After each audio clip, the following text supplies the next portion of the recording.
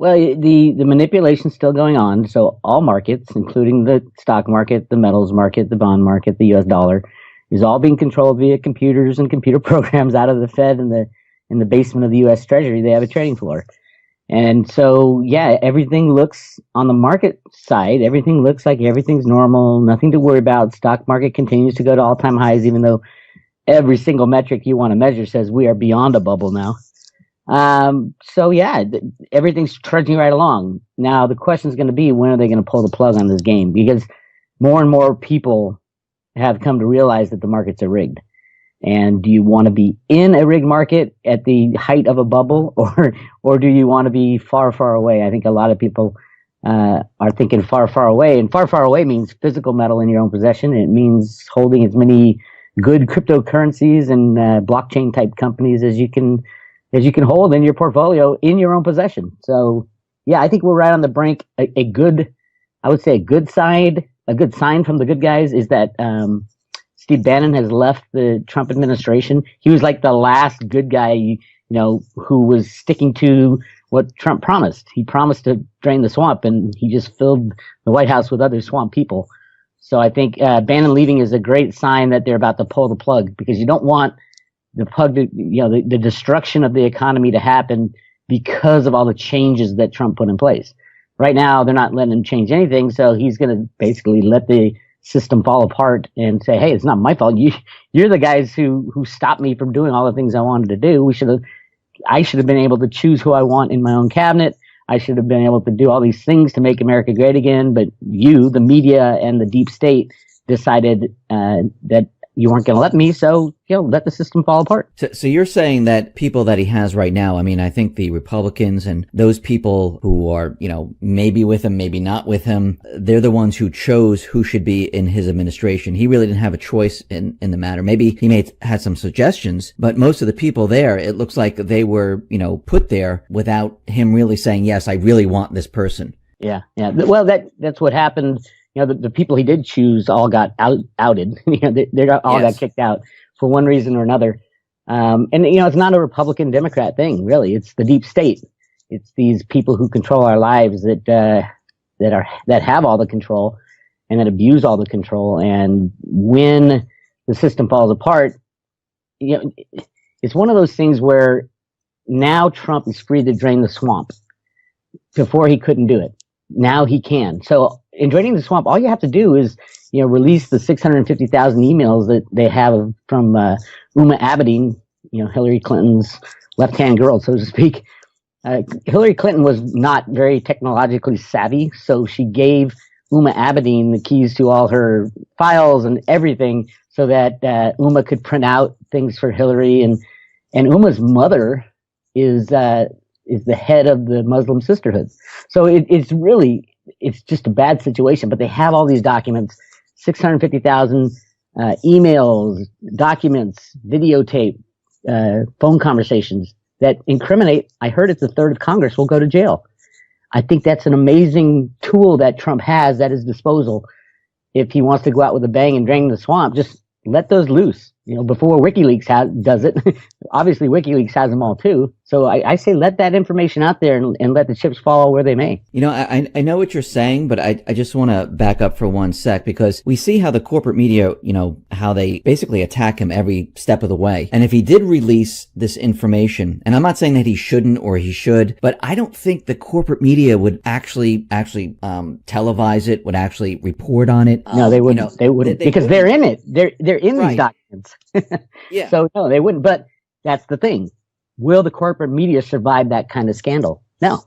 If the upper echelon of CNN and Fox and ABC are all involved in these just horrific things, crimes against humanity, those companies will not be around. I mean, I think in the position that he's in right now, I think he has more than Clinton's emails. I think he has, pretty much, everything the intelligence agencies probably have. He has access to pretty much almost everything. So he really, I mean, my personal opinion, I think he knows what's going on. I think he understands. I think right now, he's stuck. I think he's at that point where, yeah. On one level, he is stuck, but he can also release everything. He can release all this information and put all these people in prison if he chooses to do so. Will it be disruptive for the United States? Absolutely.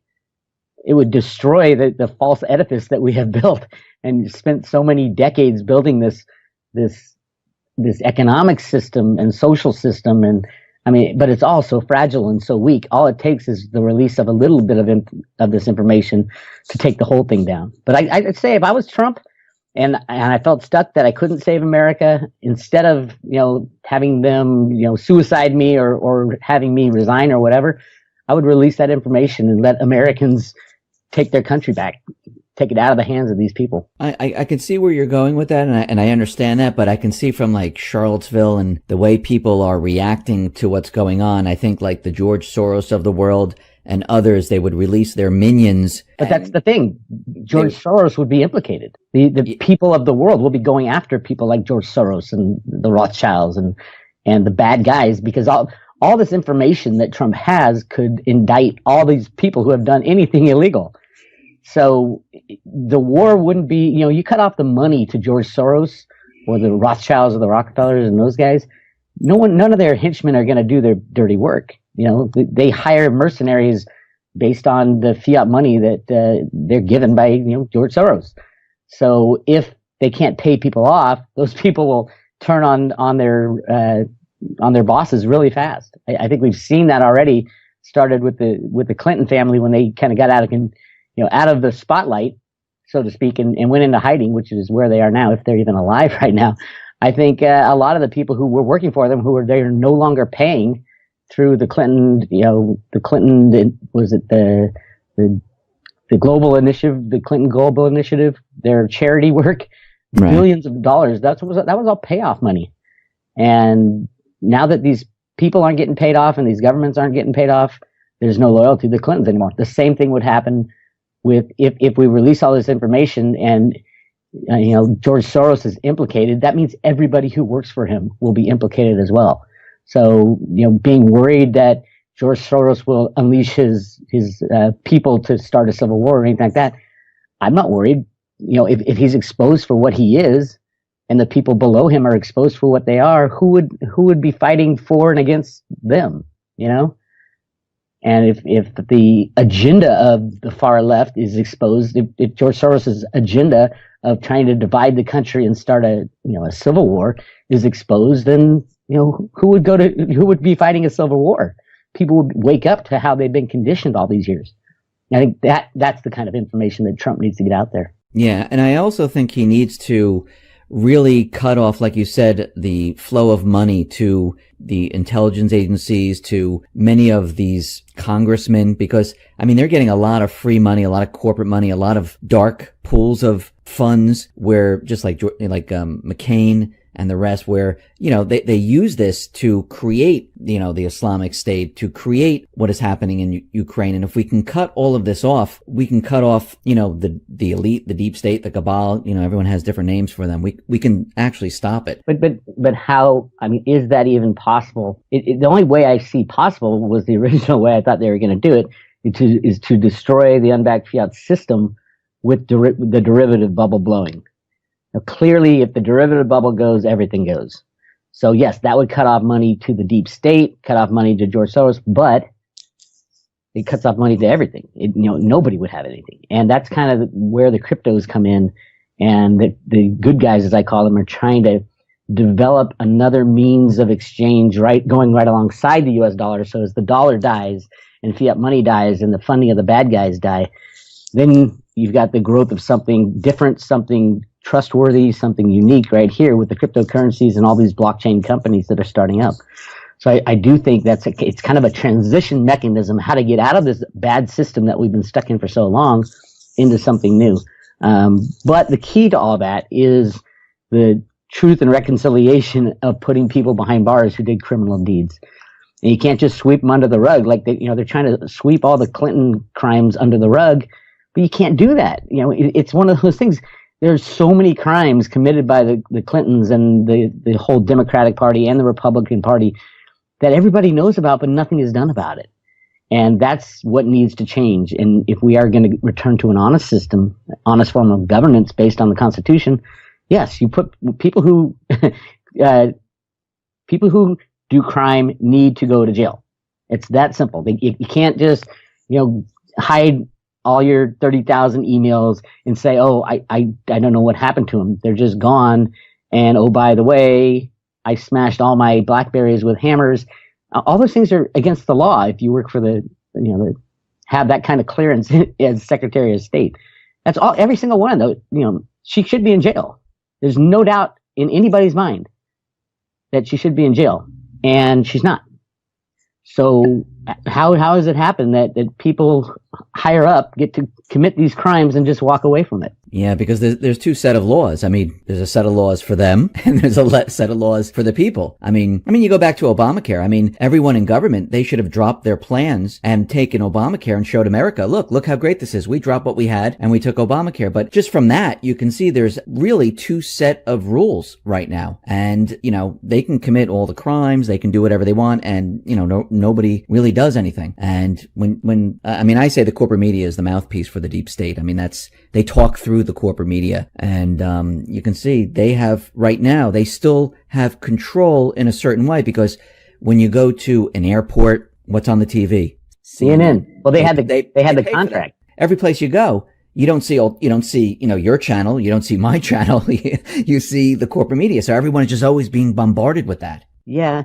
And it's, there is a mass brainwash going on all around the world, but that's what Trump can change.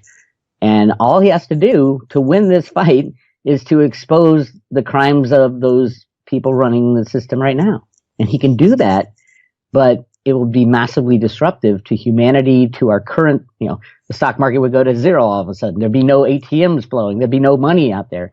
That's always been the reason why these bad guys were allowed to continue what they're doing, is that the disruption that it would cause if the system was shut down by something like, a third of Congress going to jail, would blow the derivative bubble. And the derivative bubble would take out every financial institution, meaning that there would be no commerce at all. And we'd have to start with something new. And again, it gets back to the cryptos. I think the cryptos are building up a base and an infrastructure, and every single industry out there can implement a truth machine and blockchain technology to take out the criminality of their industry. And we're seeing that in all kinds of things, all kinds of new companies being built up. And I think it's an amazing thing, because the ultimate crash, when the old system crashes for good, we'll have something to turn to say, oh my God, we don't trust anybody in government anymore, because look what they did. A third of them are sitting in jail because they were allowed to do all this stuff. But we don't have to trust anybody with the blockchain technology, Bitcoin, Ethereum, all the cryptocurrencies. I like Litecoin, because this is a trustless system. You don't have to trust anybody. It's all math. As long as 2 + 2 = 4, you can trust that transaction is real in the cryptosphere. And whereas on another front, it comes down to trusting the government, trusting the Federal Reserve, trusting that the government's not printing money and not telling anybody about it, which is, I believe, they do all the time. Now, of course, they don't print it. They just add a couple of zeros to the electronic money that they create. But I don't think they tell anybody about it, because they're the ones enforcing the law on themselves. So, yeah, it's a crazy system. I think the old system is on its way out, and a new system is on its way in, and it's really exciting. Yes, and we could see like Russia and China, they're moving away from the dollar. Many countries are moving away from the dollar. And I just wanted to you've been talking about the cryptocurrencies, but let's just stay on this topic for a sec. Now, you've been talking about how, the fiat, or some people say fiat system, is falling apart, and eventually it's going to collapse, and, things are going to hit rock bottom. Are they using the cryptocurrencies right now to make it a softer type of landing? Yes and no. Those people who think it's a big conspiracy that the government's, this is how they're going to go cashless, they control all the cryptos and all that because they invented cryptocurrencies. Truthfully, I do think the U.S. government was involved in the creation of Bitcoin. It's their job to be involved in that. It's the U.S. Treasury and the Fed's job to be aware of and working towards a sound monetary system. So yes, the CIA, the NSA, the Fed, and the Treasury were all involved, I think, in the early days of Bitcoin, in the early days of all the previous electronic cash forms, because before Bitcoin, there were other things. There was just a double spending problem. And that's the big thing that Bitcoin solved, was the double spending issue. So yeah, the government's been involved, but to say that the government is always evil, always out to do the worst thing for humanity, I don't believe that at all. And as a matter of fact, the road to Roota theory comes right from the Federal Reserve Bank of Boston, who talks about taking down the big guys, taking out these people who control our lives and returning to a gold standard was the plan. So, and that's within the Federal Reserve Bank of Boston. So there are people, you just look at the new $100 bill. If you pull out the new $100 bill, one side of it is absolutely covered with gold, and talks about the part in our Declaration of Independence where we're overthrowing the government. That's what it says on the new $100 bill. And I do think that majority within government is clueless, but there are good guys and bad guys within government. And I've been showing that, exposing that for, since I started the road to Roota theory. I discovered it in 2007. And more of it's coming true. As soon as Alan Greenspan got out of office, what did he say? I think we should think about going back to a gold standard. His job when he was the head of the Fed was not to, cause havoc on the world, although he did. His job was to control the unbacked fiat monetary system with the computer programs that he wrote in the 60s and 70s, and to run the system as long and hard as he could, soaking up all the wealth and all the benefits of unbacked fiat money, build roads and bridges and, give free things to everybody until you blow the bubble so big that it implodes and you return to a gold standard. That was always the plan, and it kind of got taken over by the bad guys within the banks. And then the battle right now is to take back that power. And that's what Trump is working with the people behind the scenes to do. So are the cryptocurrencies good or bad for humanity? It's like any new technology. It depends what you use it for. And I don't see that the people who control our monetary system today will be the ones deciding the monetary system of the future if the one they have right now gets destroyed. No, we won't believe anything the World Bank says or the IMF says or the guys at the Fed or the guys in charge of JP Morgan Chase. Those aren't going to be the people who are deciding what our next monetary system is. It will be the people deciding, truthfully, and that gets right to the cryptocurrencies. Do you think the crypto market, the blockchain technology, is advanced enough or out there enough to take over from what we have today? Because if the system, let's say the system crashes this fall, or maybe even 2018 or 2019, is it possible to move on to a blockchain type of system? I see it more of a transition. Clearly more and more places are taking Bitcoin now, and with all these Bitcoin credit cards. I have a credit card from BitPay. You have to convert it into a US dollar, but they hold your crypto. So in essence, you're buying things with Bitcoin anywhere that takes Visa and MasterCard. So it's not all that hard. But I don't think it'll happen overnight. I think it'll be a transition. The old system will continue to die. The cryptocurrencies, these companies will continue to build out. There's more and more types of wallets to make it, less confusing than it is right now. And as the cryptocurrency economy grows, which is obviously growing, everybody who says it's in a bubble and hasn't bought cryptocurrencies, they will be buying cryptocurrencies in 2018, 2019, and on into the future. And you can say it's a bubble all you want, but I believe it's the very, very, we're not even in the first inning of this baseball game. People are still warming up in the batter's box and taking some fly balls out there in outfield before the game starts. The real exciting thing is going to be when the system, the bankers, start fumbling again, because we all know they're on the brink once again of coming apart. And people will say, oh my God, what can we do? We either bail out these bankers again and give them everything they want, or what else can we do? Oh, we have these things called cryptocurrencies sitting right here, functioning in an economy that is very small at the beginning. We've been calling it a bubble, but it's tiny compared to everything else. And we can use it because we don't have to trust government at all. And I think it won't happen that fast. It's already happening. It's in the process of happening. The old system's dying, and this new system is growing very fast. But it's not even close to a bubble. So yeah, I think it's possible that the transition can be smoother than it would have been if you take out the bad guys and the banksters, and all of a sudden the just-in-time delivery system will make sure that millions and millions of people die because they won't get any food, water, electricity, or anything, if the economy shuts down. So how does precious metals play into this? Because, there's a lot of people saying, well, you have to own gold or silver. You can't, that's the real store of wealth. Cryptocurrencies, it's based on absolutely nothing.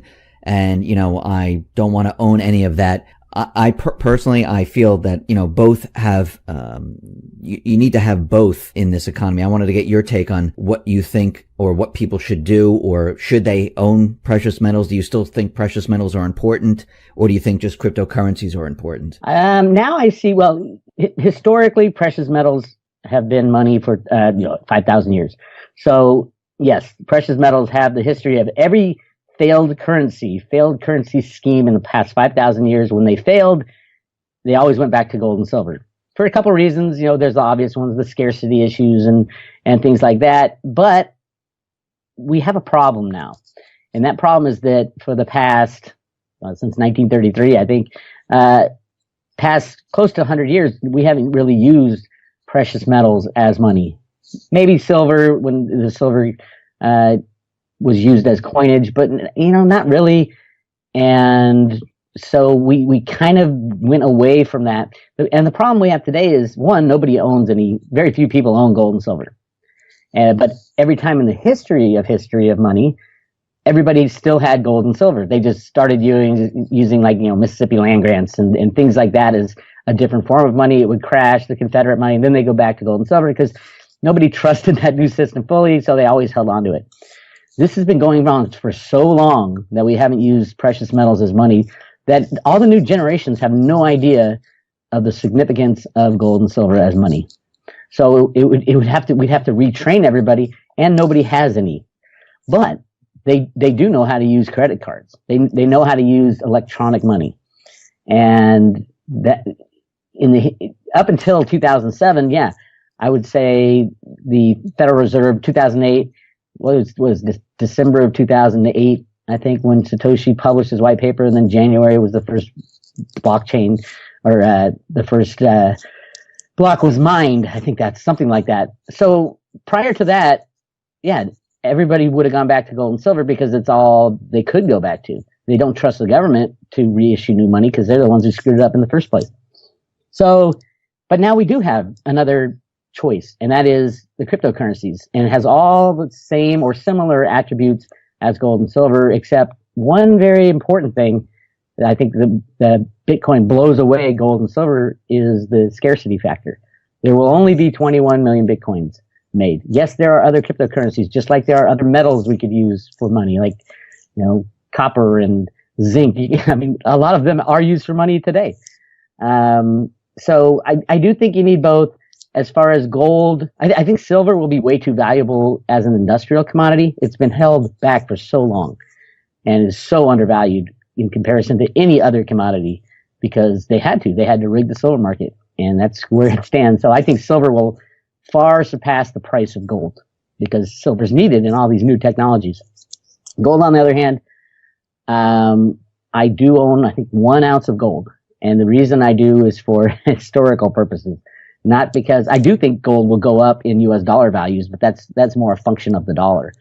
And some people will still hold on to gold, but we'd have to train the whole population, the younger population. Anybody younger than 50 years old doesn't really understand the significance and history of gold and silver as money. So I think some of the banks will hold on to gold, and there's a lot more gold out there than they're telling us. And there's all kinds of research. You read, Gold Warriors by Sterling and Peggy Seagrave. They spent their whole lives searching the documentation and have proven beyond a shadow of a doubt there's over 300,000 tons of gold that was found in the Philippines after World War II, and the black budgets that sprung up from all that. So nobody knows how much gold is out there. I don't think anybody knows the amount of silver out there either. And none of it goes away. It's all somewhere. That's the funny thing is, people say, well, silver is consumed in electronics and, solar power, solar panels. Yeah, it is, but it doesn't go away. It ends up in landfills. And the big thing about silver, the unique thing, is that it is split up into such tiny particles in the industrial applications because it's the best conductor of electricity. It's almost impossible to extract that silver from all these used up solar panels and flat screen TVs. So it's not that it's gone. It's still on planet Earth. It just is in such tiny particles that would be impossible to get most of that silver back. So it's gone forever. I just wanted to take the other side. I mean, you said that, right now nobody has gold or silver, so they wouldn't know what to do with gold or silver, where to get it. But the same thing, it's the same thing with cryptocurrency. There's very few people that actually own cryptocurrency. I mean, I've been talking to friends that, they heard Bitcoin, but nobody really owns it. So if something does happen, it seems like the population neither has gold or silver or cryptocurrency. You're correct. Absolutely correct. But that's changing on the cryptocurrency side. More and more people are coming on to learn about the cryptos and get involved. I do think the United States of America owns the Satoshi Nakamoto Bitcoin credits. So Satoshi Nakamoto, the inventor of Bitcoin, I think is part of the CIA or the NSA or some government agency. They definitely were involved in the early days. He still has the original million coins that he had mined. They haven't been spent. You can see where they are on the blockchain. I think that's part of the United States plan to distribute those coins to the population when the big shift is required. And probably 2018, I would think that the old system dies enough that the United States has to come out and say, okay, we kind of screwed up monetarily. We printed too much money. Yes, we're the largest debtor nation in the world, so we're gonna win on that front because we won't have to pay back any debt. But we do have these million Bitcoin tokens, and we can go onto a Bitcoin standard. And here's how the FDIC is going to allocate it to humanity. That's one possible way, because that's what they were going to do with gold. They do have a lot of gold, and they were going to allocate. And that's the big thing about the Road to Roota stuff. If you read the Road to Roota comic books out of the Federal Reserve Bank of Boston, a big part of that is how to allocate what they called colored flowers, which was representative of money.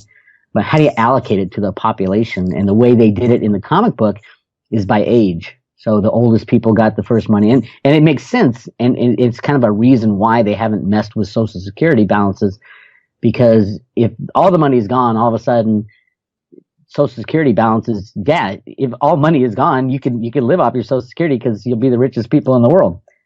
So if it's allocated according to Social Security balances, I think that's a fairly fair way to reallocate money when the system shuts down and the U.S. is like, okay, time to start again. Clearly, they're not going to pay off any debt, and that was never the plan. I don't think there's going to be any agreement at the last minute come the end of September when the budget issues come up and they got to vote on, expanding the deficit and all that. I don't think they're going to do it. I think they're ready to turn out the lights on that chapter in the sad chapter of unbacked fiat money since 1913. So those people, I mean, from what I'm hearing you saying right now is that those people that still have fiat currency, I mean, I think the last time you were on that you're saying that is just going to disappear in their bank accounts and their pensions. You still holding to that? Yeah, I do, because if you look at the amount of, it's like It's a Wonderful Life. Anybody who goes in to pull their money out of the bank, as long as it's only one or two people, everything's fine. But because they're leveraged lenders, they're leveraged 10 or 15 to 1. If just 10% go in to pull out the money, the bank has no tier 1 capital, and that's all tier 1 capital is how they get their money out there, and that's what causes the bank runs and things like that. That money is not liquid. They can't give it back to people who have invested, given the bank their money. So you're going to start to see banks crash, and then everybody's going to call into question the soundness of their electronic money and where they have it stored. If you talk about the stock market, unbelievable fraud going on at every brokerage house. They don't actually go buy the shares that you invest in. They have a pool, and you get put into the pool, and that's how these high frequency trades happen in milliseconds, is because the shares are never settled and never put in your name. You're not given a certificate. It's all hidden at the DTCC in an entity known as Seed and Company. Even the SEC says there's over 300 million failure to delivers every single day on the stock market. A failure to deliver meaning no shares trade hand, the certificates don't trade hands, the money doesn't trade hands, and the transfer of title doesn't trade hands. So what happens? It's a game of musical chairs. And as soon as some people start pulling their money out or trying to get their shares, you're going to find that, Apple stock has 1 billion shares out there, but they have 10 billion people who claim to own Apple stock. So how is that possible? It's done in pools. And the banks and brokerage house use that pool of shares and money to, leverage up their earnings. The fraud is everywhere, from the printing of money to the exchanging of shares of stock in the stock market. So there's fraud everywhere in the system, and that's what the blockchain technologies will replace, because it's a truth machine. That's the technology.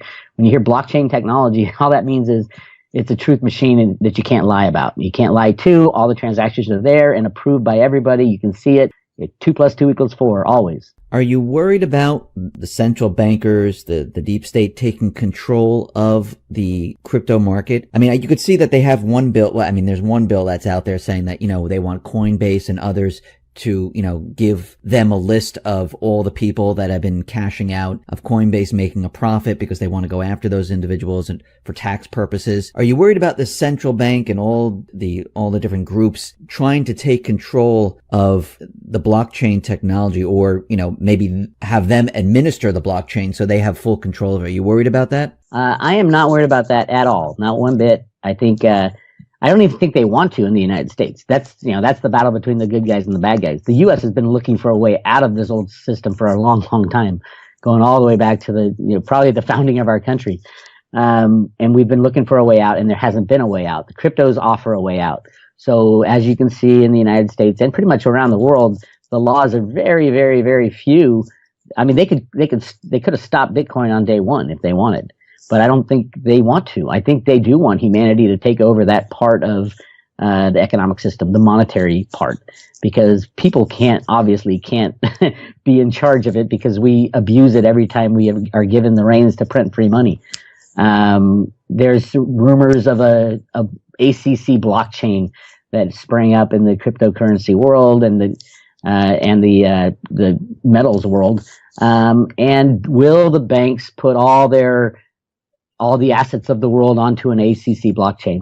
Maybe, maybe not. I would say they own them already. So what does it matter? They own all the assets of the world in Seed and Company at the DTCC, where it owns all the mortgage-backed derivatives, all the everything. If you're looking for who owns shares of stock and who owns your house and who owns the title to your car and things like that, it all goes back to Seed and Company and that big conspiracy there. So if they transfer all those assets that are already in their own control into a blockchain, there's no difference. They already control it all.